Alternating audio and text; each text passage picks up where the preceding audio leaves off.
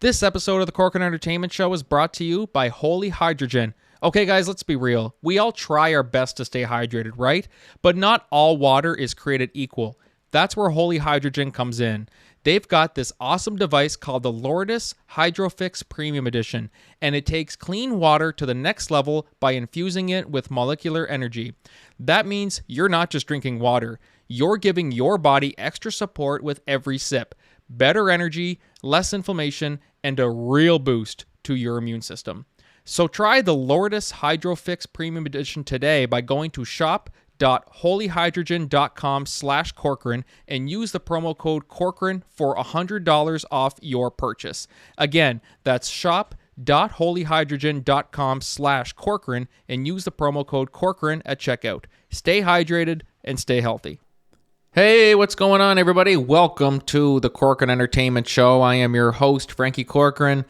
Hope everybody's having a good week, good month, all that good stuff. We're getting close to the end of March. Not really a whole lot going on. Just hope everybody's enjoying their winter. Hope everybody's looking forward to the summer, spring. Very exciting week we have here for the podcast. We have two back-to-back episodes with JUNO nominees. The JUNO Awards are March 29th, this coming Sunday. And so we have two JUNO nominees back-to-back on the show this week. We have one today and we have one on Thursday. So very, very exciting. Today we are joined by Nuela Charles, who is an award-winning singer-songwriter who is up for a JUNO Award for Adult Contemporary Album of the Year. For her album New to You, N-U to You, that's how it's pronounced. I didn't clue in until really afterwards that I said, oh, that's what it means. I don't know why it didn't occur to me earlier. So great conversation with Nuela. We talk about a lot of different things in terms of, making it into the industry, the trials and tribulations, a lot of what we normally talk about. It's great to hear different perspectives from people who are very high up in the industry and have found great success in it. So thank you so much to Nuela for coming on. I really appreciate it. And best of luck at the Junos. So be sure to go check that out this Sunday, guys. It's on a couple different channels. You'll probably be able to find it. I think CTV is one where it's playing on, but you should be able to find it pretty well wherever. Later in the show, for our solo segments, for our Tuesday solo segments, I want to talk about Val Kilmer being resurrected through AI, through this AI trailer that, some people, understandably so, believe is in bad taste. We'll talk about that. And the trailer for Spider-Man Brand New Day has finally been released, so I want to give my thoughts on that. So anyways, guys, without further ado, just sit back, relax, and enjoy the podcast today.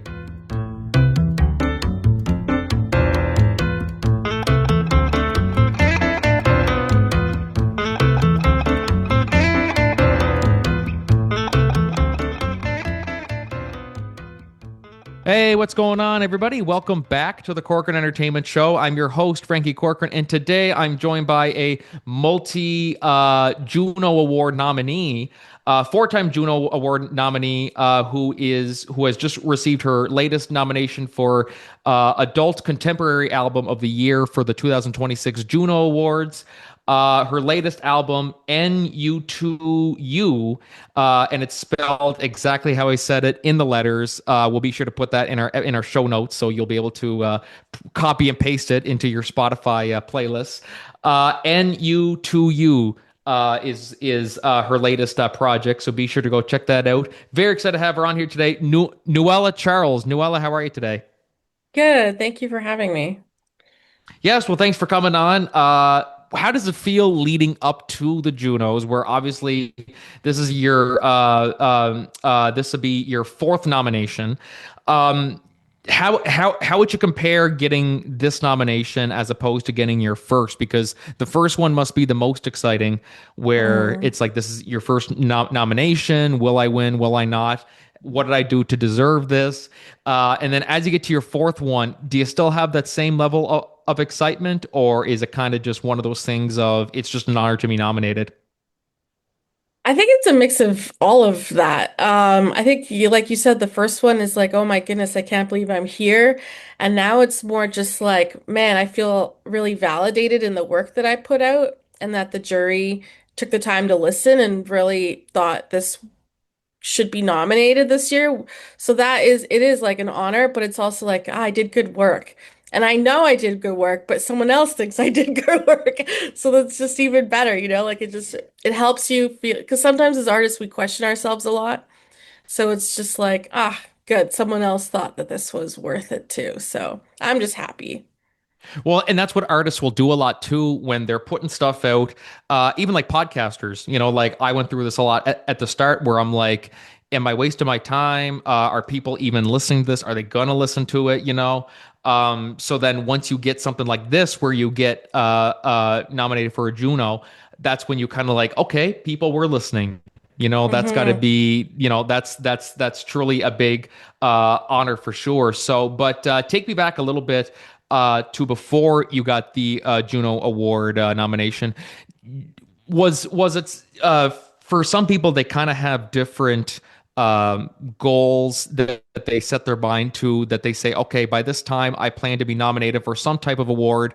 Did you kind of go into it with those goals set in mind, or did you kind of go into it just planning, just if this happens then okay, it happens then, if this happens then it happens then, like how did you kind of schedule your goals, I guess you would say? It it's interesting because when I first started music, my parents gave me a year to like do the music thing and try it out. Otherwise, to find a new career and like find something stable, because as parents, you want the best for your kids. And that was like 13 years ago now. So it's been an interesting journey of just really giving it a go. And when I got my first nomination, which wasn't expected at all, it was kind of, again, like that validating sense of I'm doing something right here. You kind of hit the highest level of Canadian music, and it's like, wow, I've quote unquote made it. But then you kind of question, like, what is making it? And then you go through this whole process of like, well, I just want to be able to have a life and sustain myself with my art. And I was able to do that. And so I think that in itself was success. And so when it came to my goals, they evolved over time, but honestly, the Junos were never really the end goal. It was more of just, can I have a life where I am creating music? And whether that's working and doing that or doing music full time or whatever way it kind of came about, I found that that was success for me. Um, and so yeah, the Junos are amazing and it's always like great to go and it's kind of like the cherry on top of, a year of hard work, but they were never really the thing I strived for, if that makes sense. Right, and that's a really really good way to go about it too.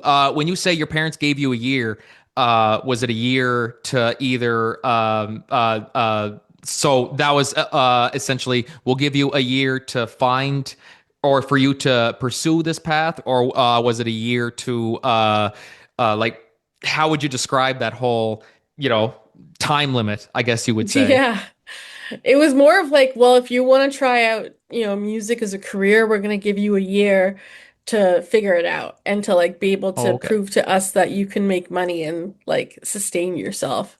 That you're not coming to us for rent money, basically. Um, and so it was a challenge. Like I did end up working on top of doing music, but I was able to really launch my first album and then kind of from there stop working, which was amazing. I'm focused full time on music. So, yeah, it was like kind of the pressure that I needed to be like, okay, I can't fail. Like, I have to do this now. They gave me a year. And so after, some success locally, they were like, okay, you can continue. Like, you'll be fine. So they kind of let the reins go a little bit. So like, I got your blessing to Hmm. continue this. Yeah, definitely. Well, that's good because they're your biggest supporters, having parents like that who are able to, because a lot of them, and this isn't really a knock against them. I'm like, some people might twist this as, oh, you're just saying, they're old fashioned. No, a lot of them have the mindset of you got to go do what we said, like what we did, where we went out, we just got a Hmm. real job, or a quote unquote real job in their eyes, which is whether it's sweeping floors or working a restaurant, whatever the case may be. So it's good that the fact that your parents straight up just said, like, okay, if this is what you want, okay, go for it. You got a year. Try make something of it. Um, in your mind, as the year kind of went on, did you ever question, like, should I ask for an extension? You know what I mean? Like, is that possible? Can I ask for an extension? Should I ask for one? Because if I ask, if I will they say, okay, clearly if she's asking for an extension, it's not working. So did you ever have that thought of asking for more time? No, because exactly that. They would be like, well, if you need more time, then maybe it's time to rethink what you want to do. So I just kind of kept going and kind of stayed under their radar for a bit. But no, I mean they've been great. They for them coming from, like my mom's from Kenya, my dad's from Switzerland. They didn't really understand music. Like a career in music was never a viable option. It wasn't a thing. And so being in Canada and having like the industry support and just like the local associations that really try to foster artists and, help them along their way, I think helped a lot in my 1 year because they were really influential in me kind of connecting all the dots that I needed for my first release. And so without, Alberta music, I don't think it would have gone as successfully as it did, like in my beginning years, because they were really just their boots on the ground with, not just myself, but with a whole bunch of other artists, like really trying to get us seen in the industry as like Alberta represented artists. So yeah, they've been immense. But yeah, my parents are cool. Like now they're just kind of like, oh yeah, okay. Well, they want the best. They want the best at you. But I still think it's a big step that they were willing to give you that. That's something that to me, Hmm.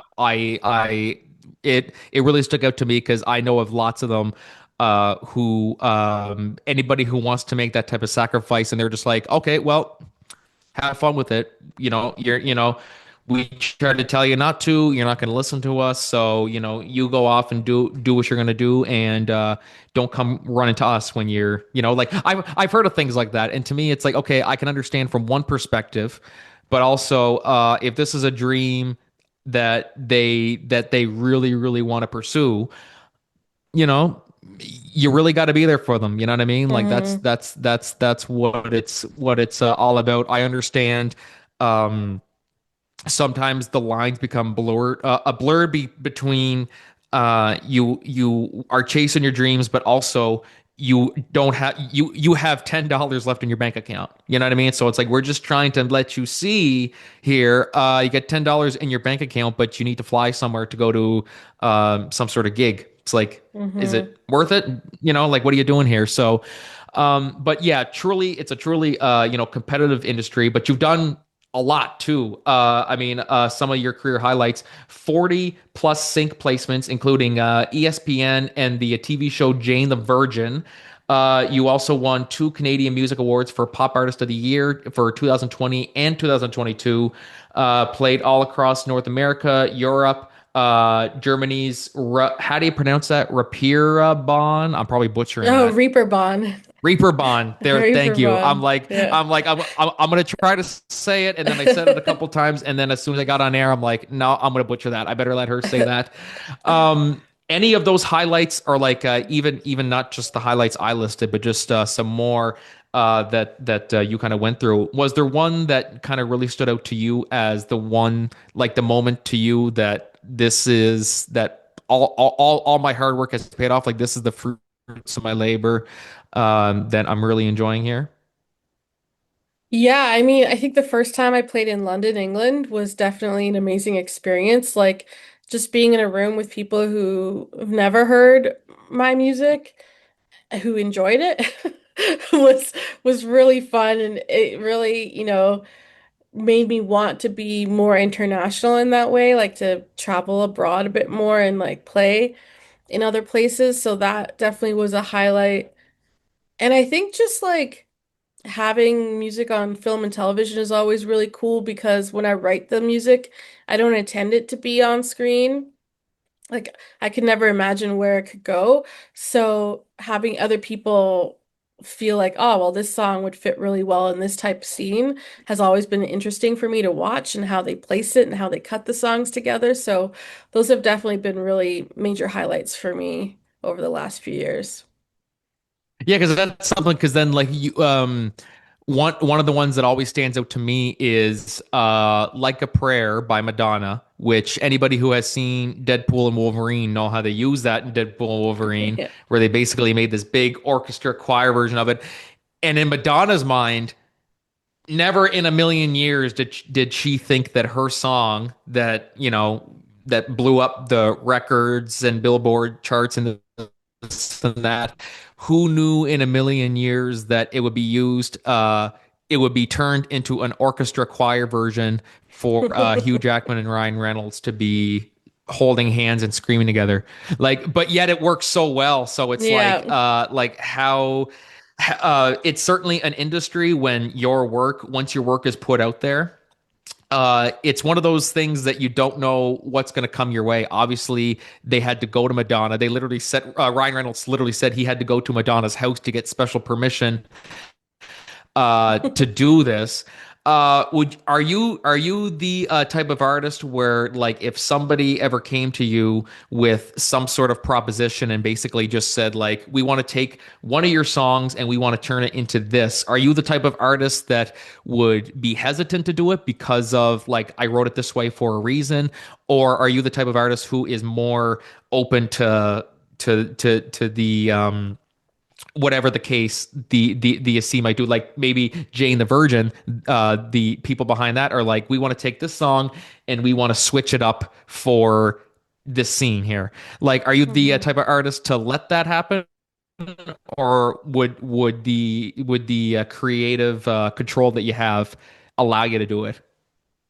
Yeah, I'm not really that precious when it comes to that. I'm always very open. I know when they did I had like my one of my first placements was like this season finale of Basketball Wives, and it was like this dramatic scene and they took one of my songs and they literally rearranged it. They chopped it up and they sequenced it so different, but it fit the scene entirely, like they added orchestration where there usually isn't, and it was so cool just to watch how they pieced it together to fit the scene. And so I'm totally open. Yeah, as long as it's still like the song at the end of the day, like I'm cool with however they want to use it. Depending on what the scene is, obviously, but yeah. Yeah, because like I certainly understand that perspective of some people or some artists. I haven't really read too many stories about artists saying no, you can't use my song. I'm sure there's lots out there, but I just haven't really seen a whole lot of it.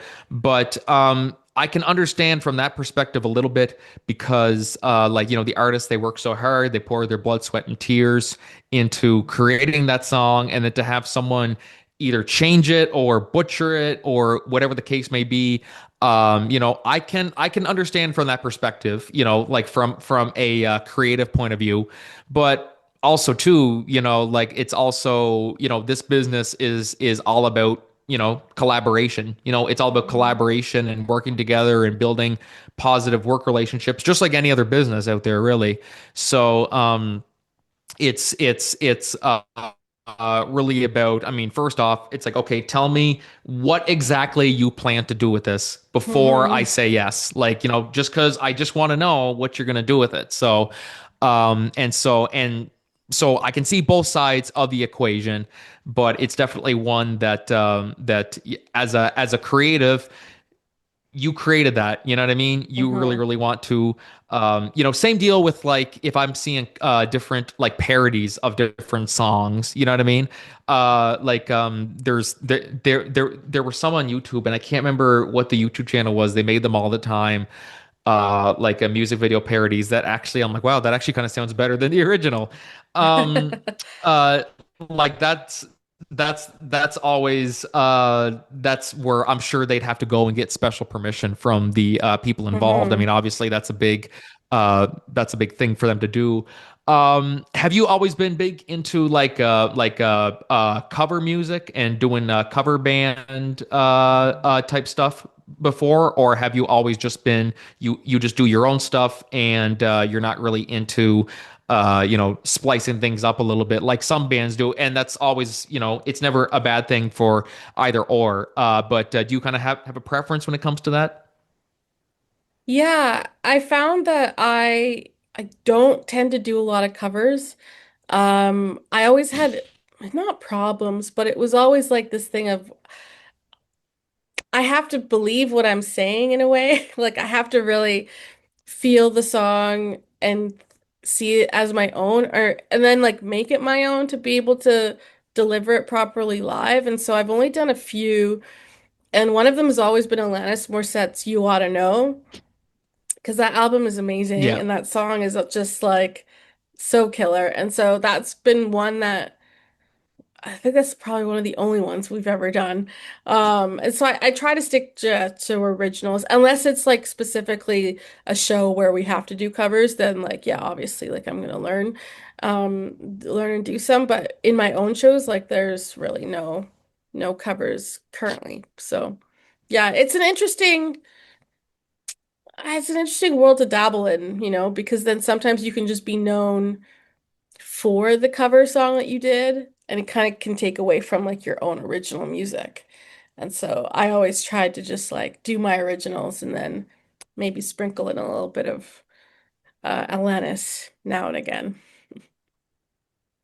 I mean, it'd be like if you're a producer and you have three bands that you're looking at, two are cover bands, and one is one who actually writes their own stuff and everything. You're like, okay, um, you kind of weigh with the pros and cons. You're like, okay, at least they'll be playing songs that lots of people like know of. Like I'm sure some of them will be playing, what's like maybe Don't Stop Believing or something like Yeah. that. I don't know. Like they'll be playing those songs. You're like, okay, we Yeah. know that'll get the crowd going. But then also, depending on who the artist is, like you Hmm. kind of weigh out. There's definitely pros and cons of both, but I think it really showcases.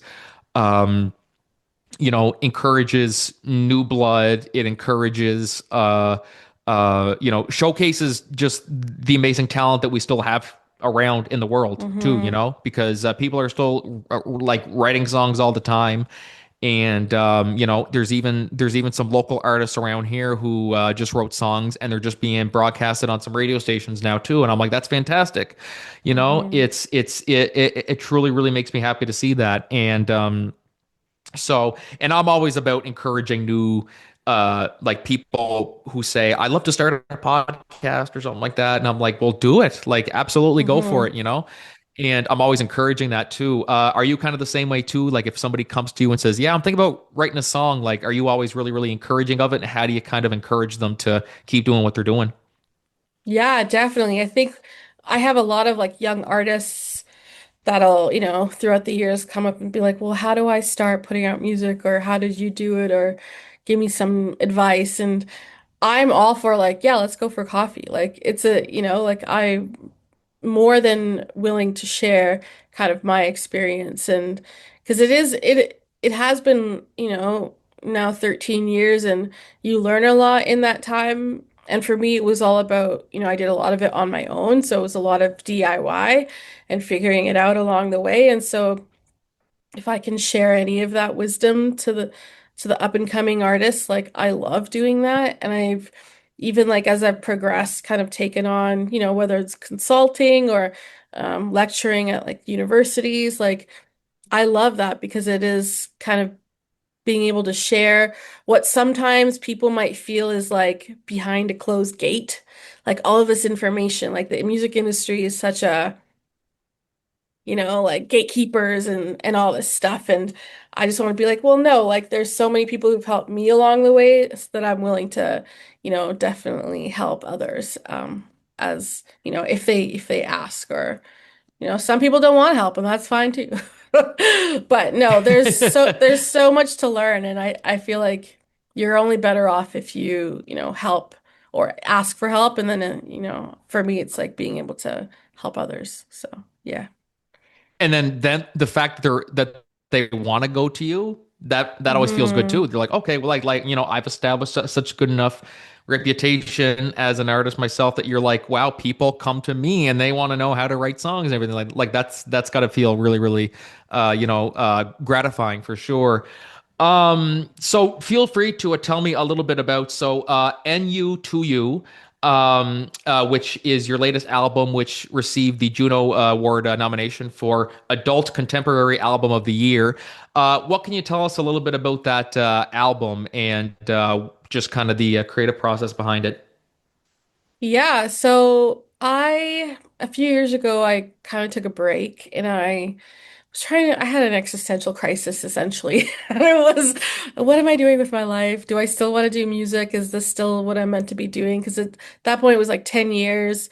10 years is a long time to be doing any one thing. And so it was a lot of soul searching and trying to figure out next steps. And I told myself that I didn't want to go back into the hamster wheel of, oh, I got to put out a record, I got to tour, I got to put out another record, I got to tour, because that in itself is very draining, and it kind of lost the initial spark and the reason as to why I started writing music. And for me, I wanted to find that passion again. So I took a break, but then eventually I started picking up the guitar and writing, and not for anything, but just to write and to get the ideas down.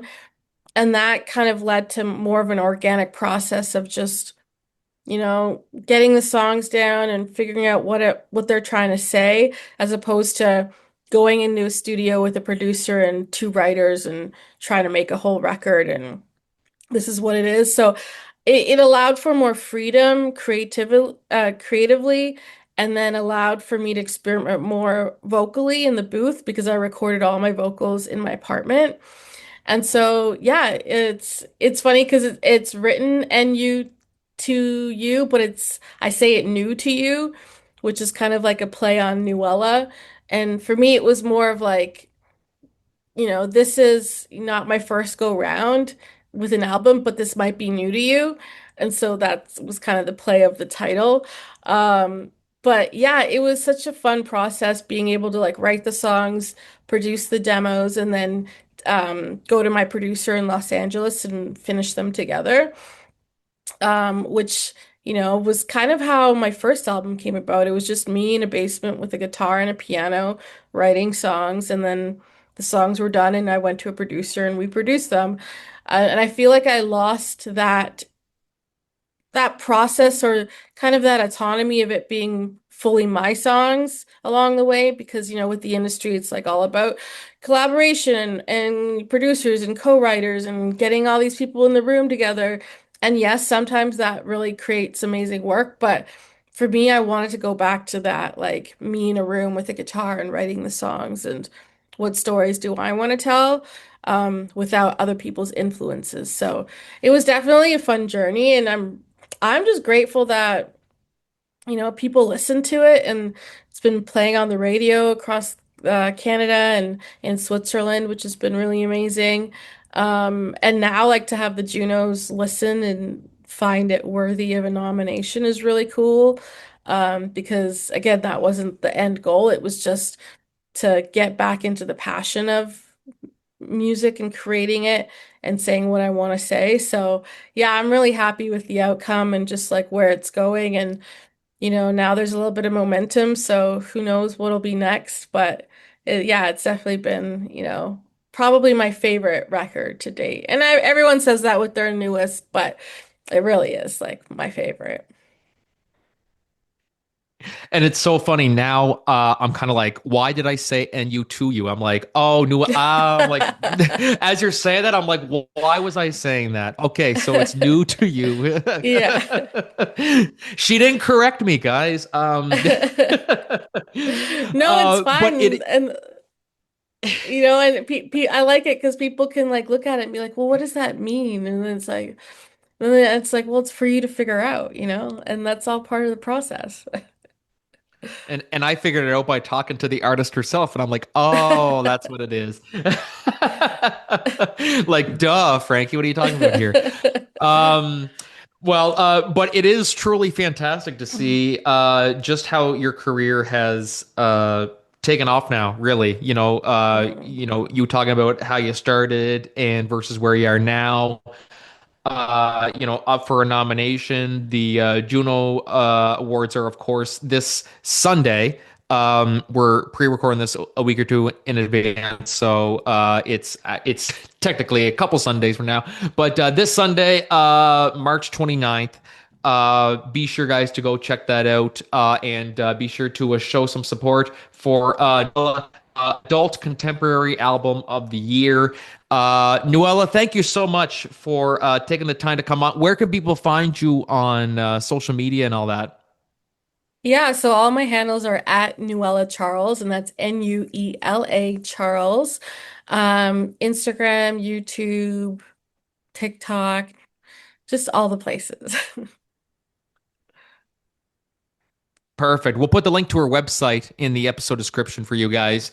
But thank you so much for taking the time to come on. Best of luck. Break lots of legs. Hopefully, it all goes according to plan.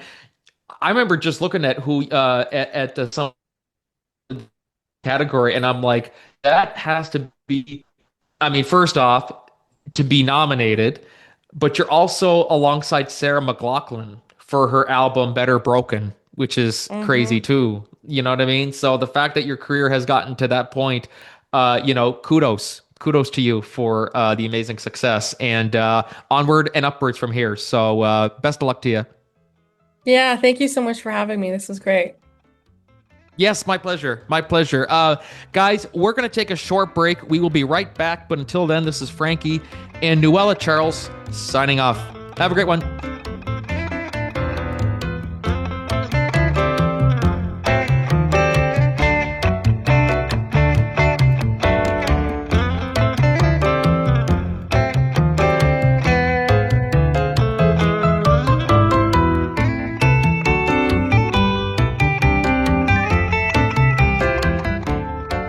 Hey, what's going on, everybody? Welcome back to the Corkin Entertainment Show. That was me and Nuela Charles.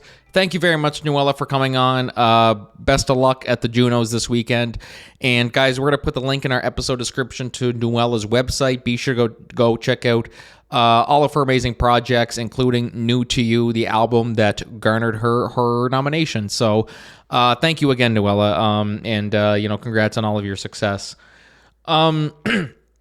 So moving on with our solo segments today, the first one that I wanted to talk about is one that's got a lot of controversy amongst the film fans, and it's one that, understandably so, when you look at it from the outside, I was the type of person that I saw this from the outside, and I didn't really know the context behind it, and I said that's kind of in poor taste.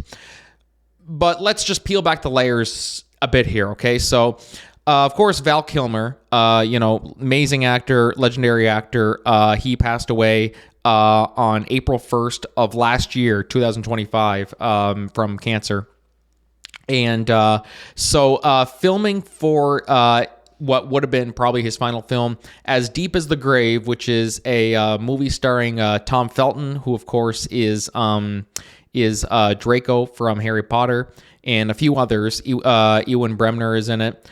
And so the film, and also Val Kilmer, of course, he was supposed to be in this film. And so filming began in January 2023, but Val Kilmer wasn't involved because he had been diagnosed with cancer at that time.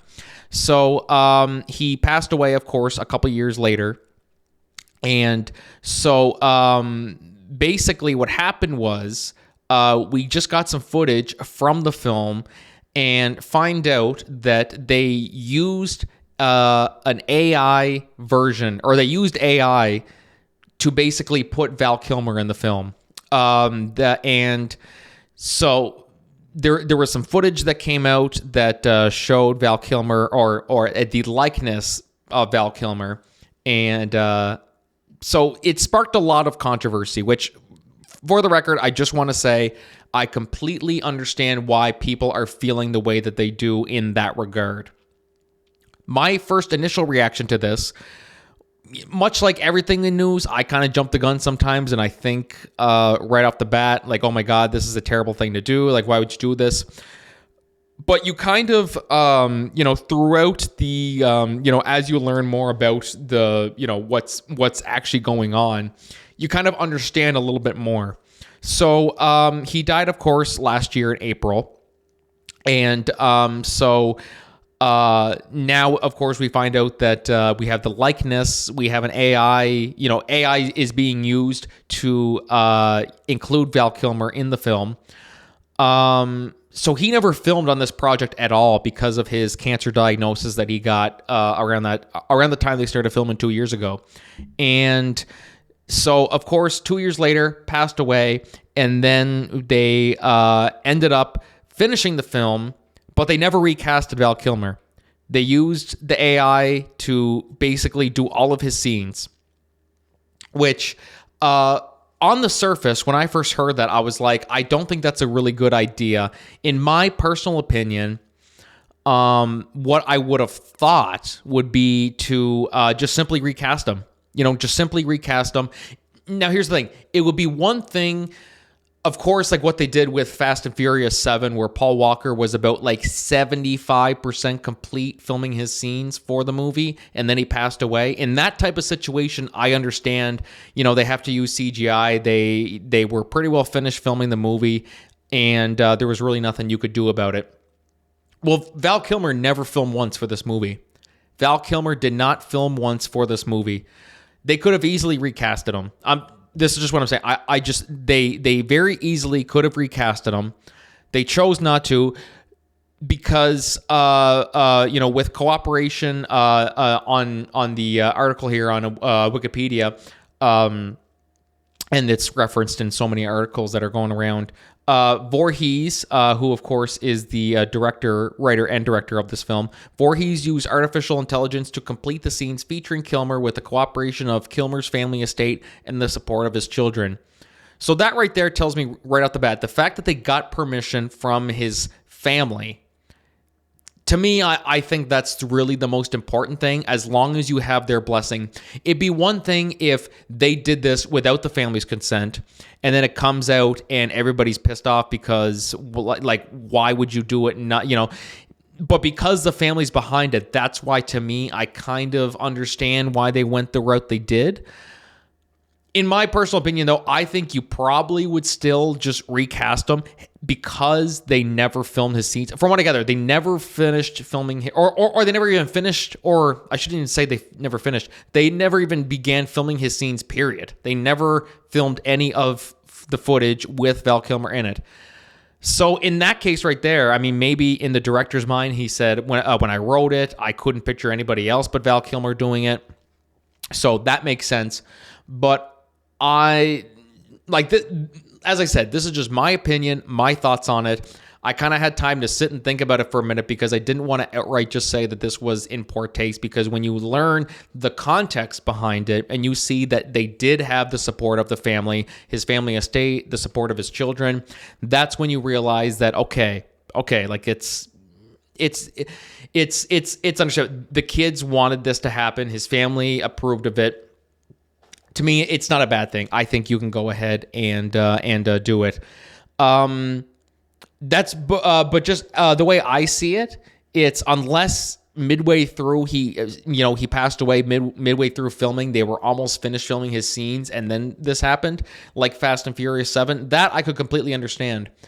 And here's the thing: I'm not against AI. I absolutely am not against AI. I talk about it on the show a lot. In some cases, you have to, like in this type of situation, sometimes you just do what you got to do. You know what I mean?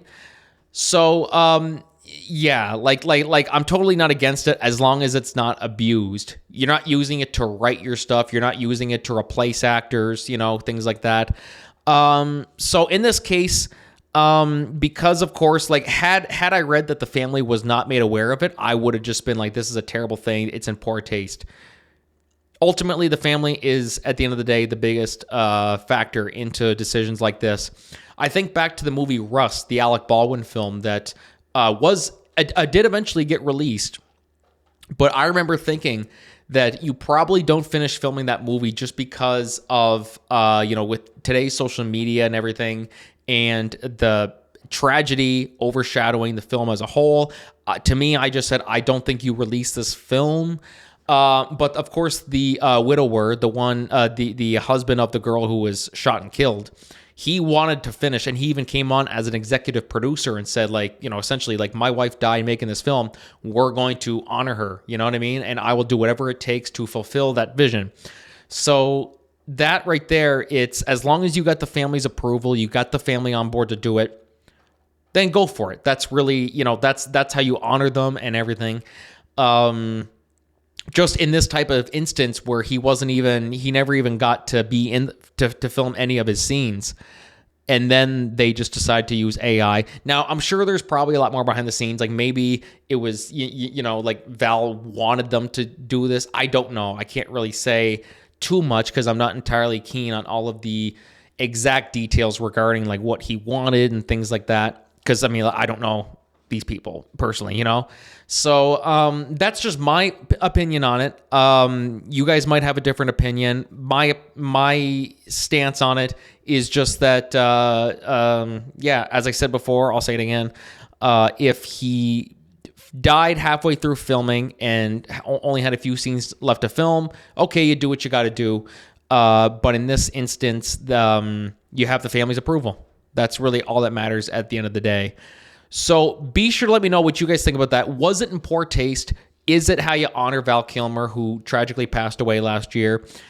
Be sure to let me know what you guys think about that and why. Be sure to elaborate on why you think it was a good thing, why you think it was a bad thing. The Corcoran Entertainment Show is brought to you by Podmatch, the ultimate platform designed to connect podcast hosts with prospective guests effortlessly. Are you a podcaster looking to elevate your show to new heights? Or perhaps you're a guest hoping to share your story with a broader audience? Whatever your podcasting goals are, we have the perfect solution for you. Podmatch simplifies the entire process of discovering guests for your show or finding podcasts to feature your expertise.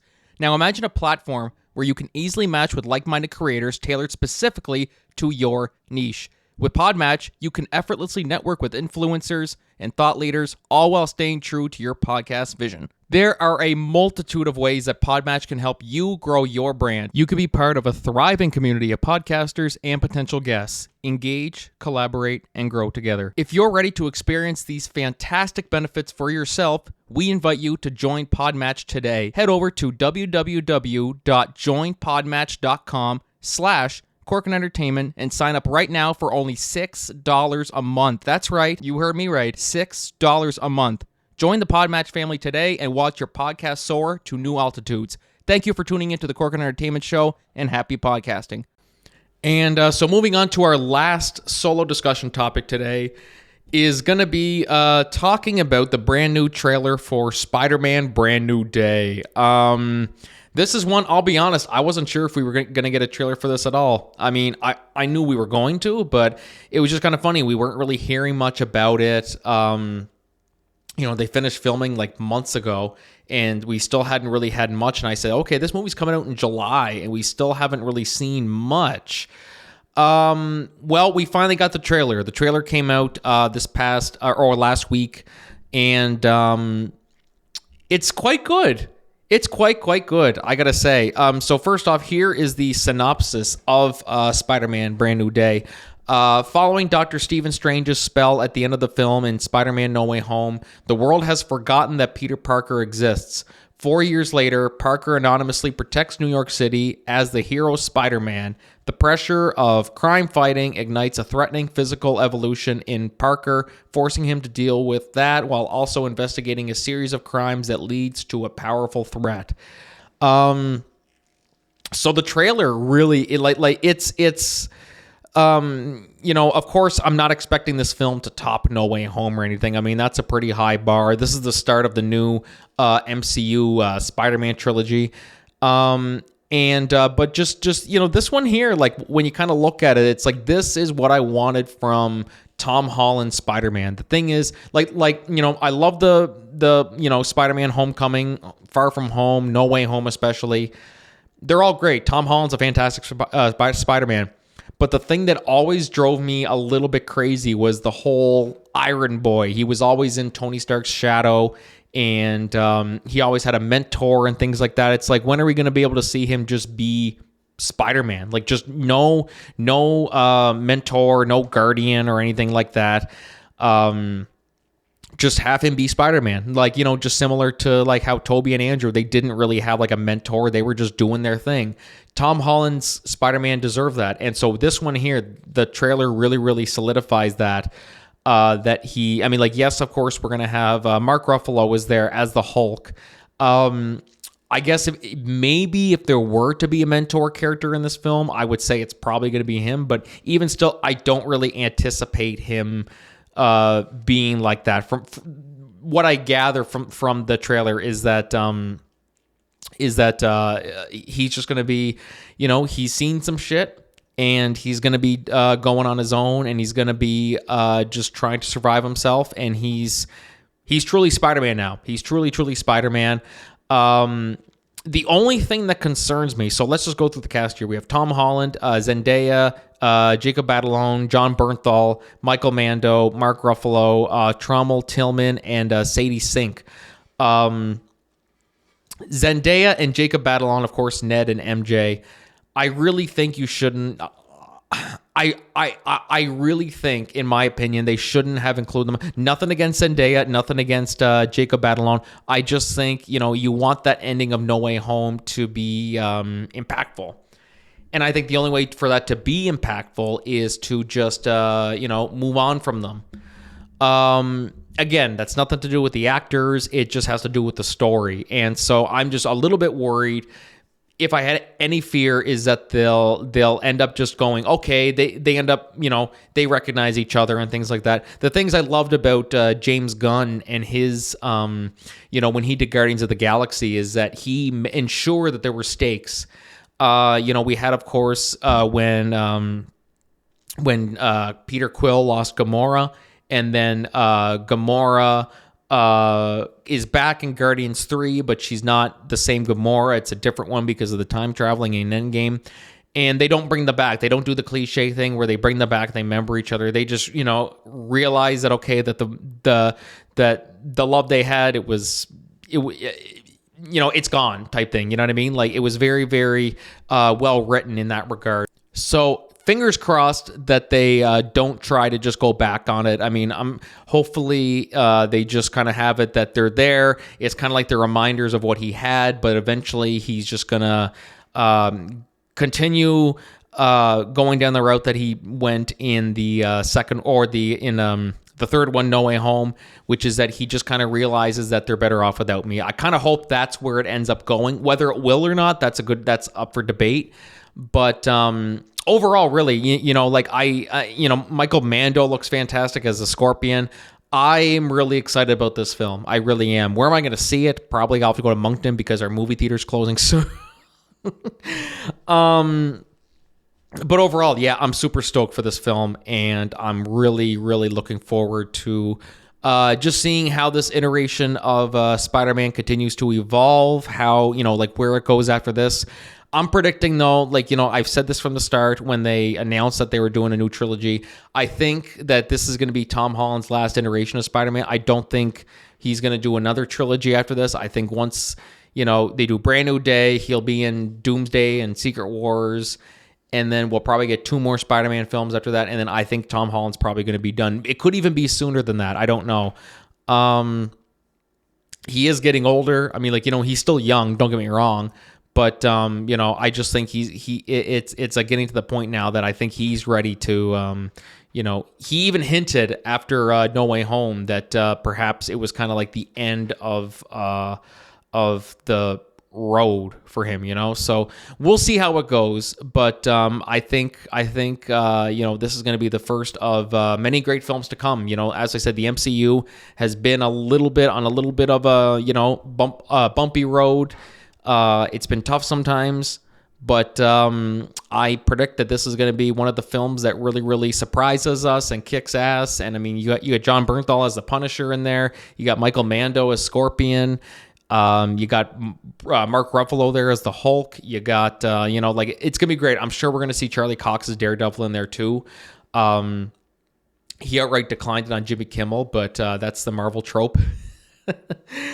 So be sure to let me know what you guys think about that. Do you think, what did you think about the Brand New Day trailer? Do you have any of the same fears that I do, where they're going to kind of ruin the powerful ending that No Way Home had? Whatever you think, be sure to let me know your thoughts in the comments and everything. And we're going to call it for the podcast today, guys. I want to thank my guest, Nuela Charles. Be sure to go check out her website in the show notes. Thank you guys, as always, for listening to the Cork and Entertainment Show. It means a lot. If you like the episode, nice review rating always helps, always means the world. And so we'll see you guys in the next episode. But until then, this is Franky signing off. Have a great week, everybody.